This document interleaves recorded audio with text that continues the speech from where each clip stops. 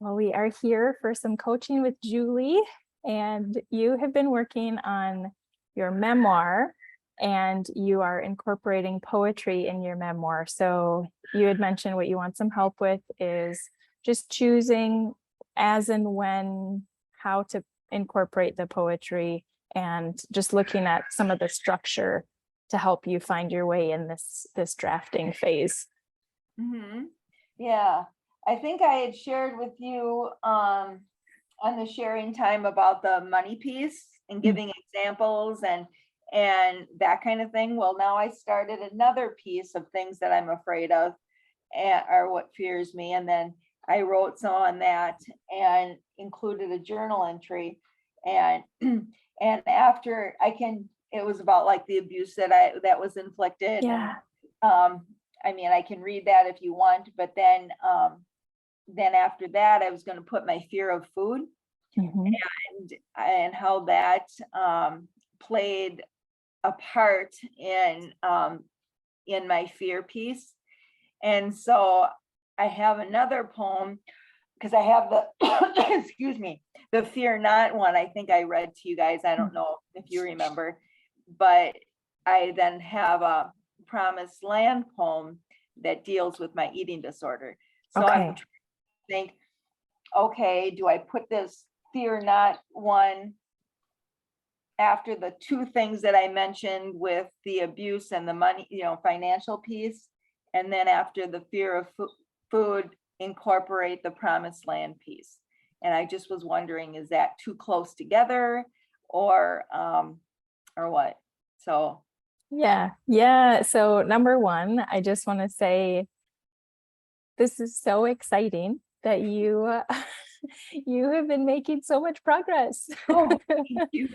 And when we first talked, you were writing poetry and you were sharing it in your small group and with friends and family members. But now you are writing your memoir and you're incorporating that poetry practice into it. And it is so exciting that you have to ask the questions. What do I do with all of this that I've written? Because you're really prolific. Oh, thank you. Thank you. So that's number one. When you consider how far you've come, what does that feel like? Well, it feels really gratifying, you know. I can honestly say it's a lot of fun. It's not a chore when I'm doing this. The reason is because I have come so far. And if I was at the beginning stages when I was going through the different helps and counseling and all that kind of stuff, um, it was, I mean, a lot of poetry came out of that, but I don't think I was in the position to write um, with a spirit of joy as I am right now because I've come on the other side of a lot of this. Mhm. So it's exciting for me to share with other people that hopefully they too would read this and know that they could come on the other side too. So, Yeah. So the purpose for writing is to express your own gratitude for the healing that you've experienced. And then secondly, to be able to offer an opportunity for encouragement for others. mhm. Yeah. Okay. And so when you think about the person for whom you're writing this memoir, describe that person for me. Um, a person that is going right now through um,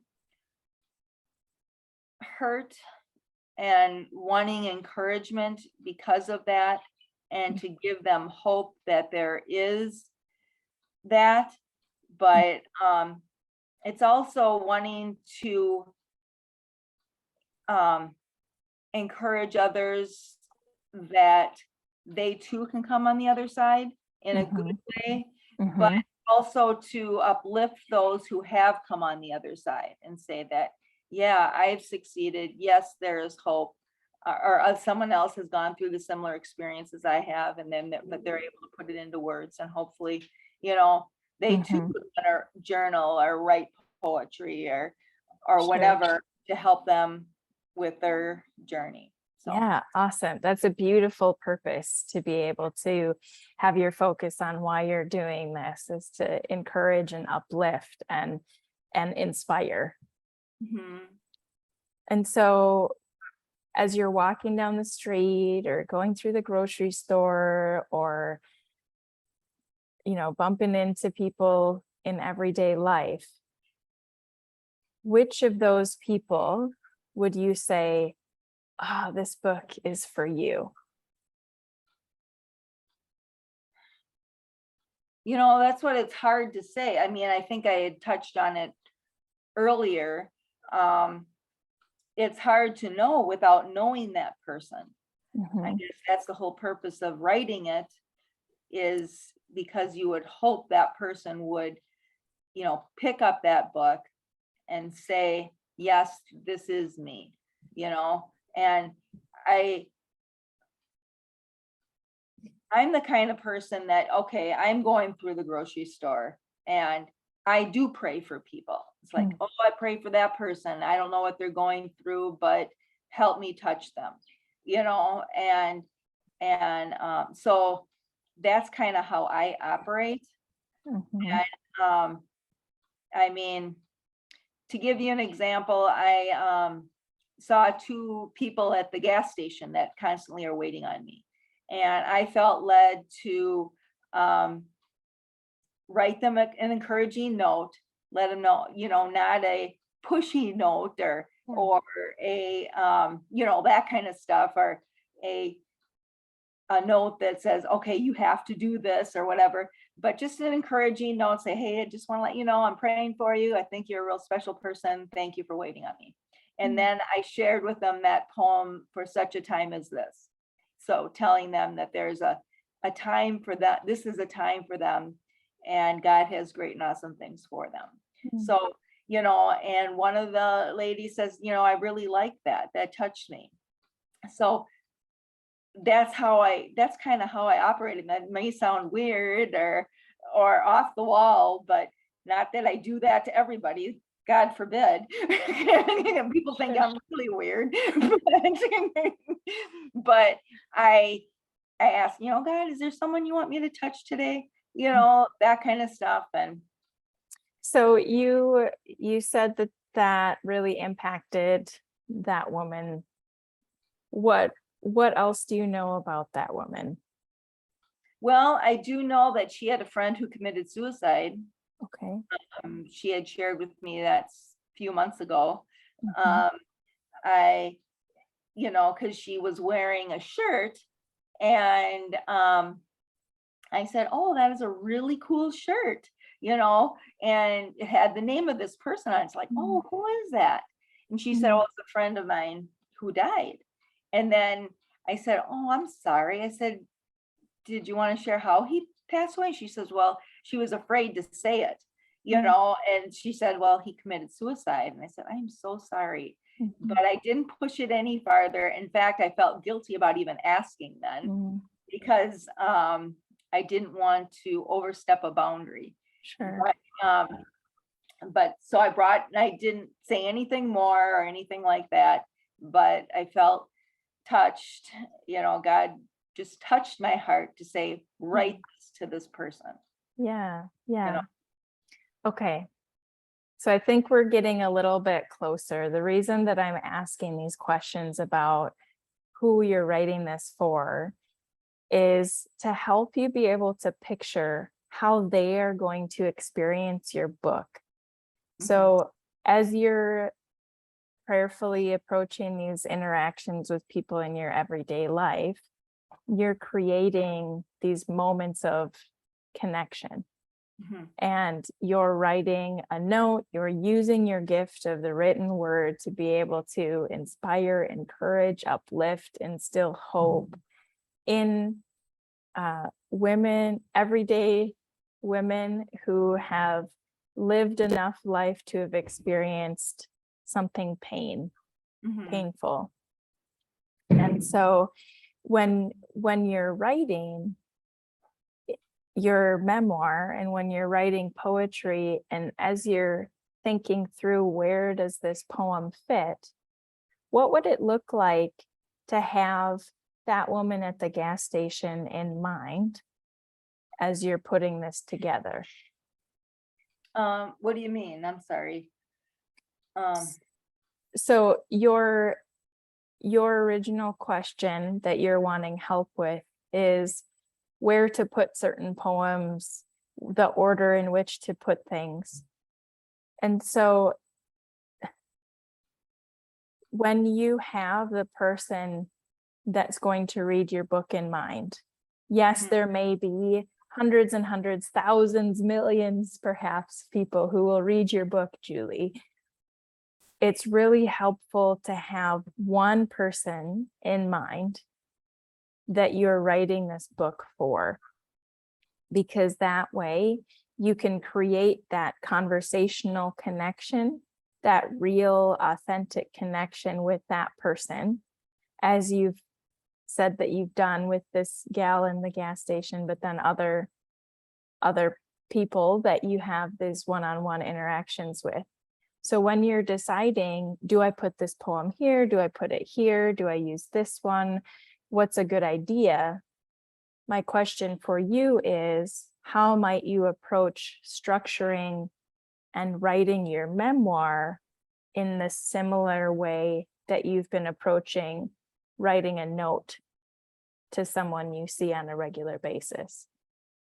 Well, I think it depends. You know what I'm saying? Because it's gonna touch, people are gonna have different things they're dealing with. They might not be dealing with all the things that I put in this Right. memoir, just pieces of it. And so I want to get a general feelings, like, so the feeling of fear, put that in there, and then break it down. And breaking it down, hopefully touching someone's heart that, okay, I'm not afraid of this, but I am afraid of this. Yeah. Like, I have a friend at church, and I got her phone number, and she's dealing with some eating, fear food type things, and I'm going to give her that poem about the promised land. So, Yeah. but she probably wasn't experiencing fear other ways. So when someone reads this, I want them not to feel like so overwhelmed, like, gosh, I'm experience all of this. I'm hoping that they will see, okay, I identify with parts of this, and that helps me. Mhm. So like it did with the person at the gas station. I didn't sit and share my whole story. I Right. didn't share, all the poems that I wrote. I just wrote one, or shared one that might apply to her life. And that's how the poems I want to how I want them to work. Mhm. So that make So yes, and so I'm going to ask it in a little bit different way. We're narrowing in here, I think.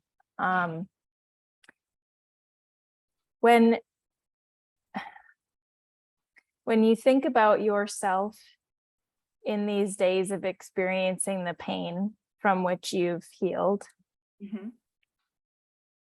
would that Julie benefit from your book that you're writing?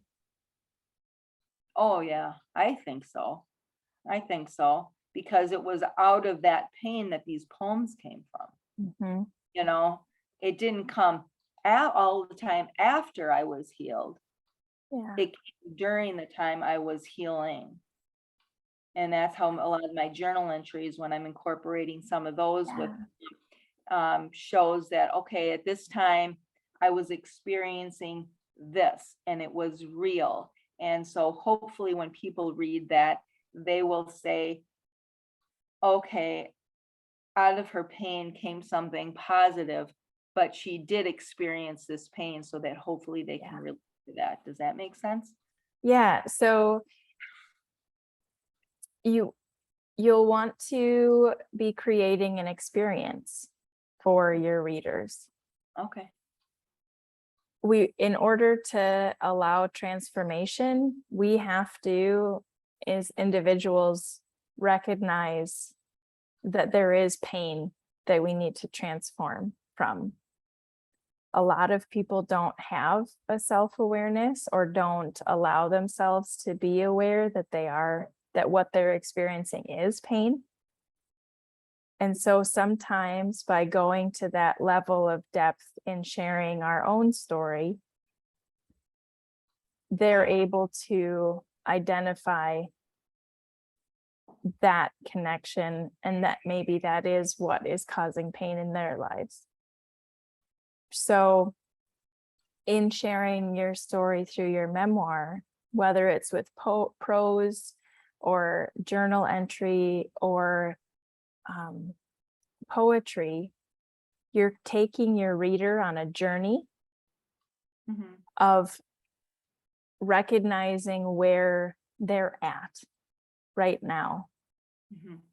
And that, like you said, the note that you wrote, you weren't saying this is what you have to do and here's how to live a certain way and do these things and really intense. But instead, you're sitting with them where they're at and saying that you're with them. Is that correct? Yes, yes. And so that's what you're doing in this book, but for a longer period of time. And Okay. so, yes, we want tons of people to be positively impacted and uplifted by your book. But if you write this book for everybody that you see and try to meet the needs of everybody, it ends up being very surface because everyone is different. Yep. And so when you think of writing this book, maybe you have the gal at the gas station in mind. Maybe you have young Julie in the midst of pain in mind, and other women like young Julie, like the gal at the gas station, will connect with that. And others will probably too, when we have clarity in our message and a clear direction of who we're writing this for, then other people are able to connect to the bits that they can connect to, and they can do that themselves. But when we try to make the connections for everybody, it's not possible to connect with everybody. Right. And so when you have clarity on who your ideal reader is, that will help you make the decisions of how to sit in the discomfort and sit in that pain. And it will help you know the rate at which to bring them along the journey. And because you're dealing with very sensitive topics that are really deep in your heart as well, you'll be able to deal sensitively with that as you're bringing it up. So if you imagine writing this book like you're having a conversation with your reader, this lady at the gas station, that's going to help you know how deep, how quickly, in which order to put all of the stories so that you can sit with them through transformation. Okay. So when you consider that, let's look at the specifics of these poems and journal entries and bits that you have right now that you're trying to decide where to put them. How might the idea of taking your specific reader on a journey, how might that help you decide what order to put these pieces in? I don't know. That's what my problem is, because I can, because I feel like all of them are interwoven, you Mhm. know, because there was, like you said, that expert that we had, I can't remember her exact name, but you're taking a slice of your life, and this is this is a slice of my life, Yeah. but some of the farther out past is incorporated in, so they get a better feel. Okay, she experienced this, so this is why she's going through that. So, trying to think where I'm going with this. So what were you asking again? I forgot. Yeah, so we're thinking about taking the reader on a journey.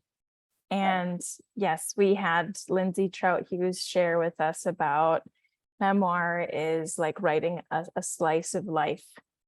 And so you're taking the slice of life that you've gone through, these experiences and how you've seen transformation in your own life. And you're taking threads from other aspects of your life to help create context. Is that right?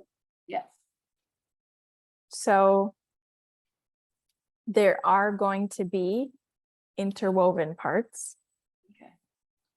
and that's absolutely fine.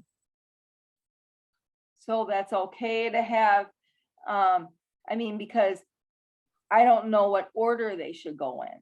You know what I'm saying? When I'm writing the memoirs, like, where do I start?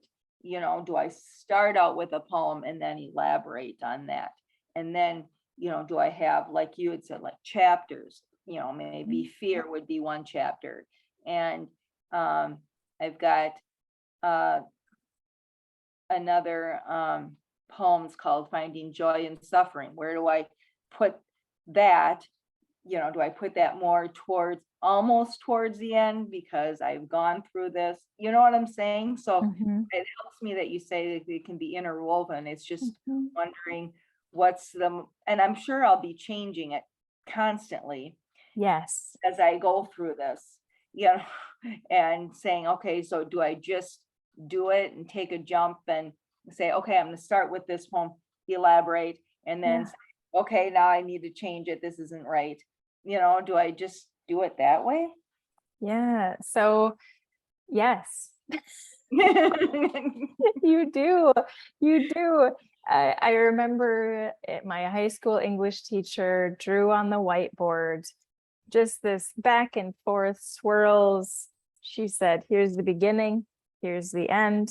And then you just have this back and forth, up and down, swirling around here and there and everywhere. Writing is a recursive process. We continue to go back to the same points and hone in on them, cycle around them.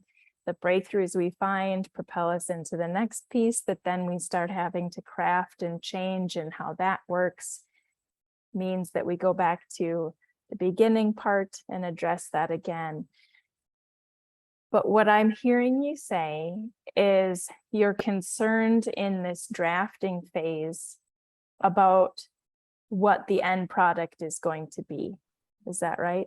Yeah, because they are such sensitive topics. I'm gonna be dealing with very vulnerable people. Yeah. And that holds a great responsibility. Not like I can save that's not what I'm looking at. Right. I can't, and I don't look to do that. Yep.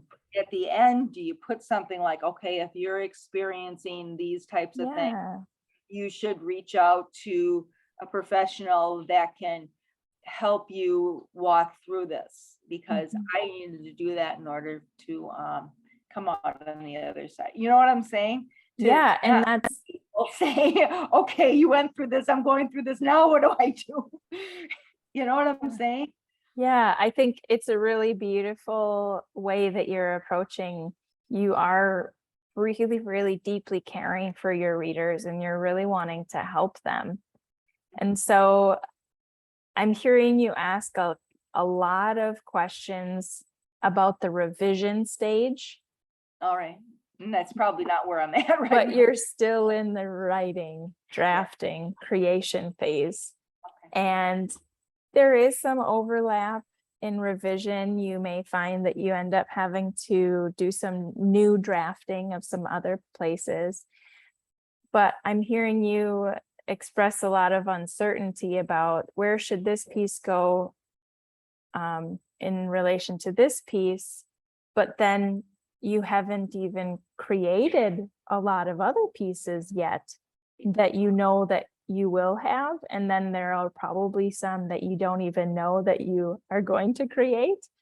And so how would it feel to say, I know for certain I want to write stuff about these 10 topics, and just write whatever you can get out about those 10 topics, put those pieces together when you feel like you're spent with what you know you wanted to say at the beginning.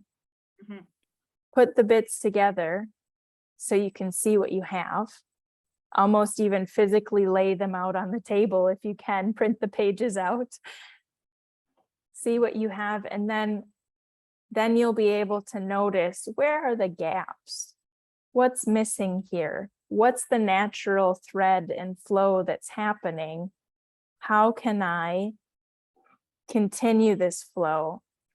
This poem that I wrote about X would be really helpful right here, actually. I think I need to write a new poem about Y so that it can help create a transition in these topics here. Okay, so we do those, and then 3 more poems come out about some other things. And then maybe one of them goes here, and maybe one of them was it just for your own process, and maybe the other one opens up an opportunity for another aspect or facet, another perspective of one of your overall topics that you realize you need to elaborate more on, that you have more to say. Okay. So I would encourage you to get everything out Okay. right now. And when you feel like you have everything out that you could possibly say, like fully spend yourself Okay. so that you've exhausted all of the ideas. Let them come out as poems, let them come out as journal entries, let them come out as just free writing. And when you feel like you've said everything that you have to say, then go find all your pieces, collect them, and see what order works the best. Okay, that's helpful. Thank you. Yeah. That's really helpful. Oh, it's a lot. Feels like this is going to be really long, and I don't know. I don't want it to be boring and long. Yeah. Yeah. Well, and I think it's such a common thing that so many writers have when we're in the midst of this project and we realize there's so much we don't even know. There's so much we haven't done. And I just want to encourage you in this season of writing this book, Julie, that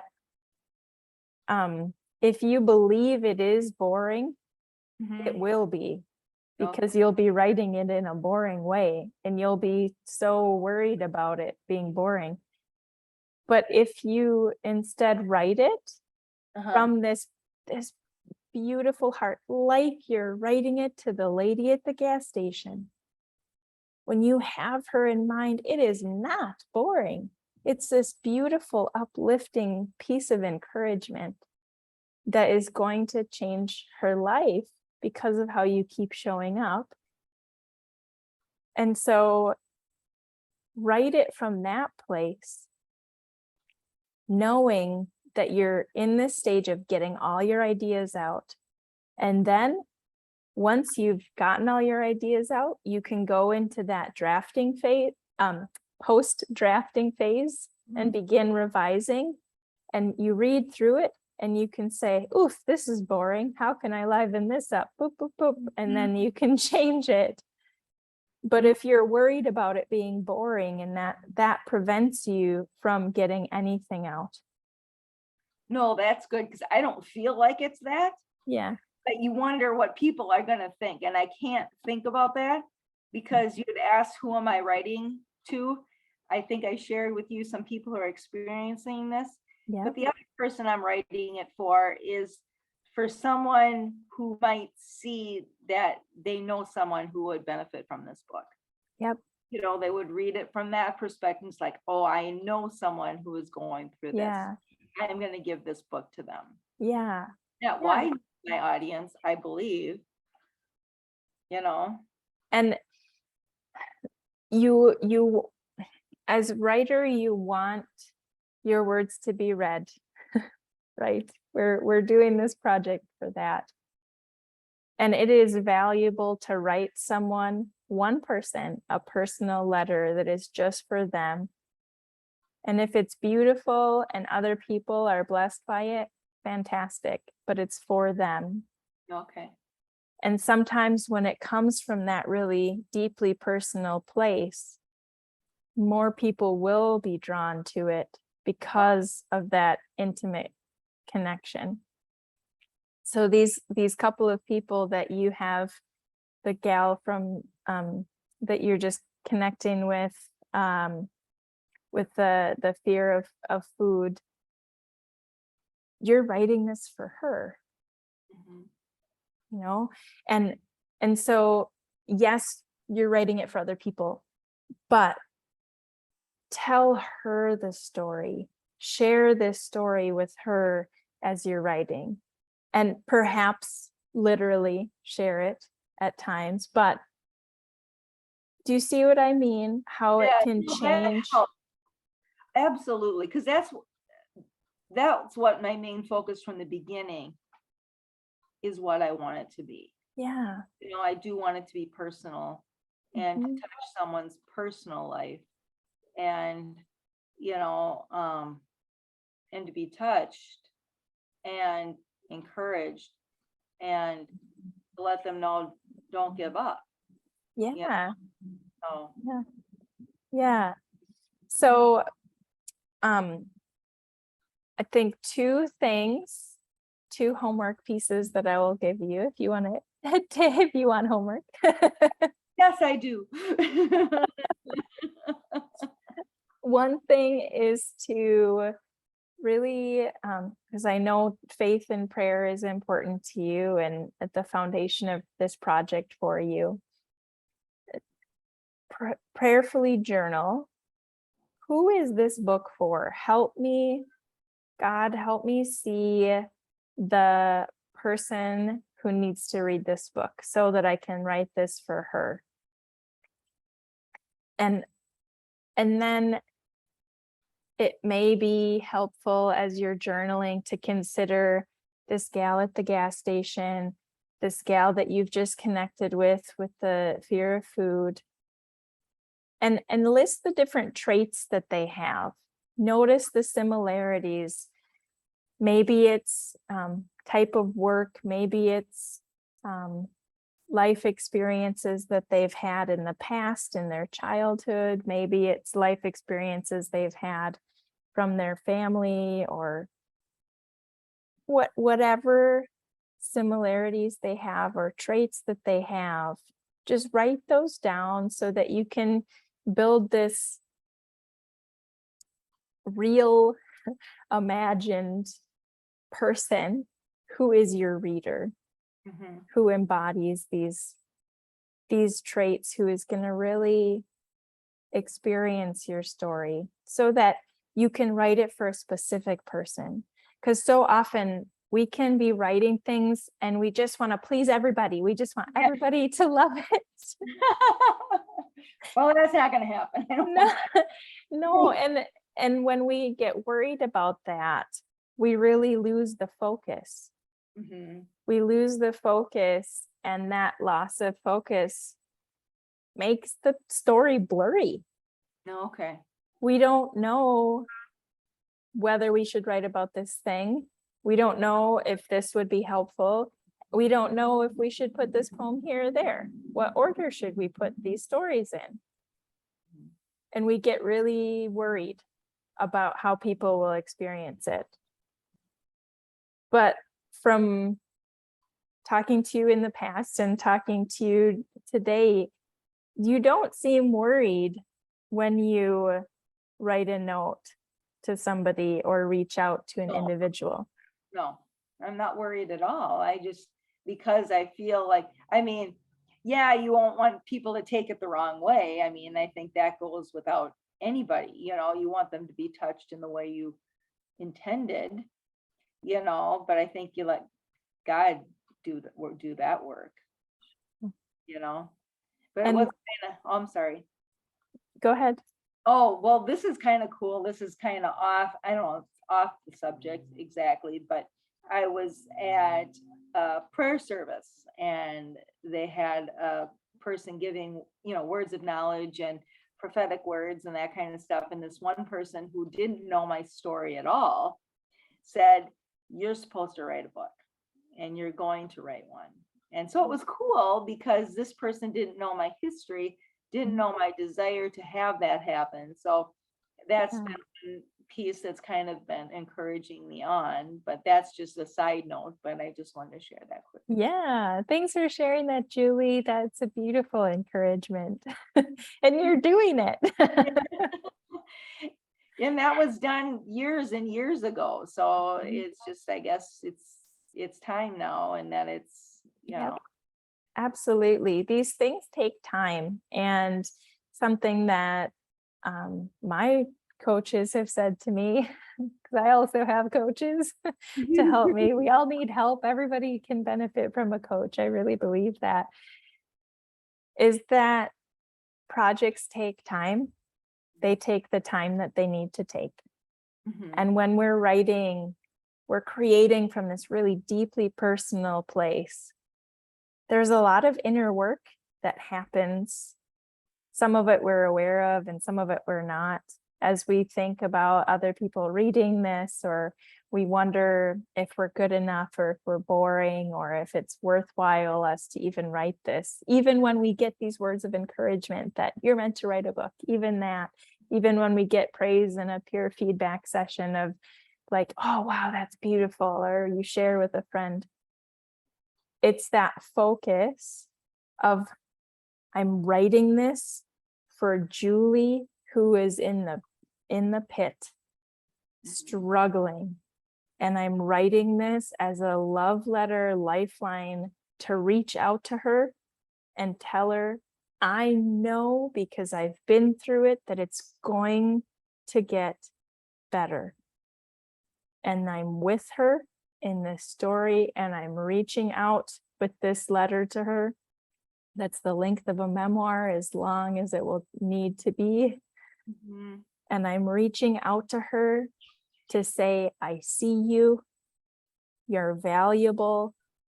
You are not alone. And I'm here giving my hours and time and life to share my story with you, to encourage you and uplift you and inspire you. You are valuable. So that's what you're saying. Write this memoir as a long letter to somebody who needs it. You, from those years back when you were in this depths of pain. Mhm.